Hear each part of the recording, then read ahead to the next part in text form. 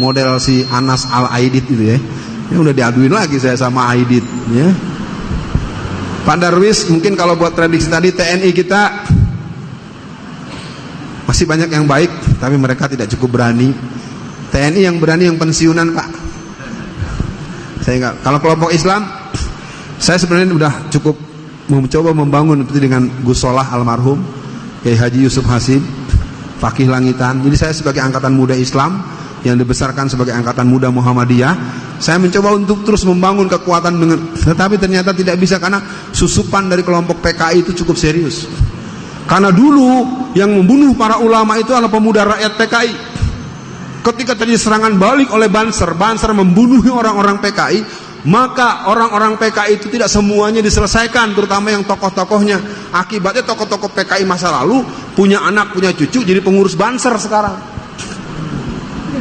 Begitu, bukan kata saya, ini penjelasan dari ulama-ulama NU yang dekat dengan saya. Mereka juga bingung nih, anak-anak kok jadi mau bakar bendera tauhid, bendera la ilaha illallah kok dibakar gitu. Itu juga pertanyaan, mereka bertanya-tanya, siapa nih yang ngajarin mereka?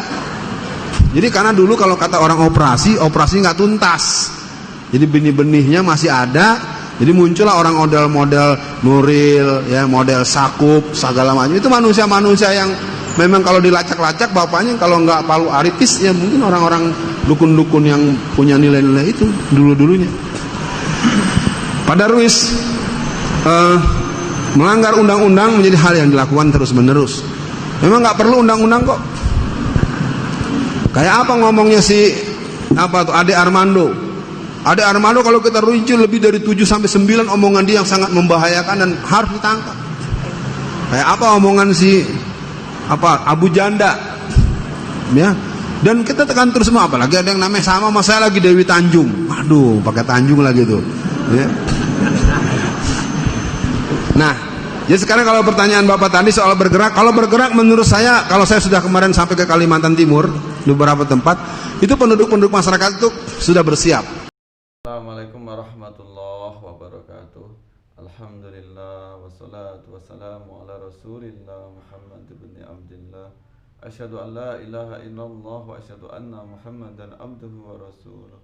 Allahumma salli ala Sayyidina Muhammad wa ala alihi wa ashabihi wa man tabi'ahum bi ihsanin ila yaumiddin. Pemirsa yang mudah-mudahan senantiasa diberikan rahmat, hidayah dan lindungan dari Allah Subhanahu wa taala. Amin ya rabbal alamin.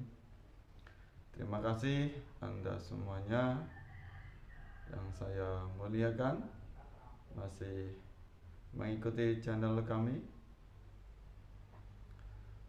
Pada kesempatan ini saya akan membahas tentang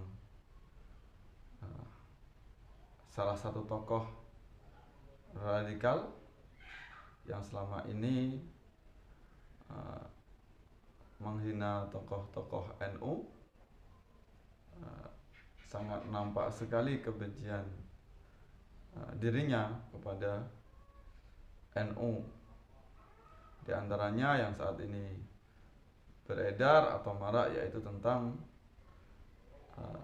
video yang bersumber atau video yang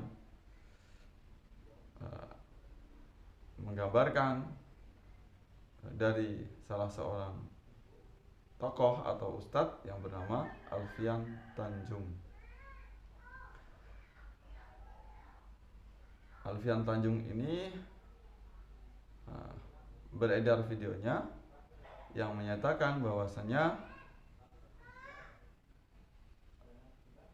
Banser NU itu sudah disusupi oleh PKI. Sebagaimana tadi video yang sudah kita tonton, dia menyatakan bahwasanya dulu Banser NU ketika memberantas PKI itu tidak secara tuntas, sehingga saat ini anak-anak PKI kemudian besar kemudian menjadi Banser. Itu tuduhan Alfian Tanjung yang dia mengatakan sebagai aktivis Muhammadiyah bahwasanya Banser sudah disusupi oleh PKI.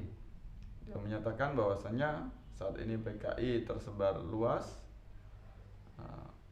Tentara Nasional Indonesia tidak bisa membendung atau menghentikan penyebaran ideologi komunis.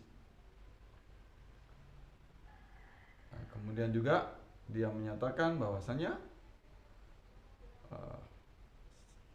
di antara dua tokoh NU, yaitu Gus Nuril dan Gus Yahya Khalil Stakuf, mengatakan bahwasanya beliau berdua tokoh yang punya darah atau keturunan dari anak PKI. Sungguh apa yang dinyatakan oleh Alfian Tanjung adalah sebuah tuduhan yang tidak berdasar, tuduhan yang tidak ada sumbernya. Dia asal bilang begitu saja, itu semata-mata karena kebencian kepada Nahdlatul Ulama. Bahkan untuk mengklaim atau menjustifikasi dari pendapatnya, dia menyatakan bahwasanya dia dekat dengan beberapa tokoh NU. Di antaranya beliau mengaku dekat dengan Gus Solah atau Kiai Haji Al-Maghfurullah Salahuddin Wahid, kemudian mengaku juga dekat dengan Kiai Haji Yusuf Hashim, dan mengaku dengan dekat beberapa tokoh Nahdlatul Ulama yang lainnya. Maka untuk itu saya menghimbau kepada kader-kader NU, tokoh-tokoh NU untuk bergerak, terutama Banser NU yang saat ini jelas sangat dirugikan dengan pernyataan Alfian Tanjung yang tidak berdasar. Kemudian dia juga mengatakan TNI tidak punya keberanian untuk menghentikan atau menumpas PKI. Maka ini perlu diusut tuntas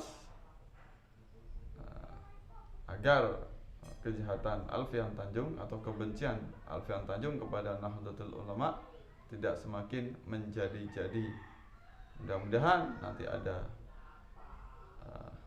penyelesaiannya sehingga Alfian Tanjung bisa ditindak secara hukum, sehingga dia mendapatkan ganjaran atau sanksi hukum yang seberat-beratnya.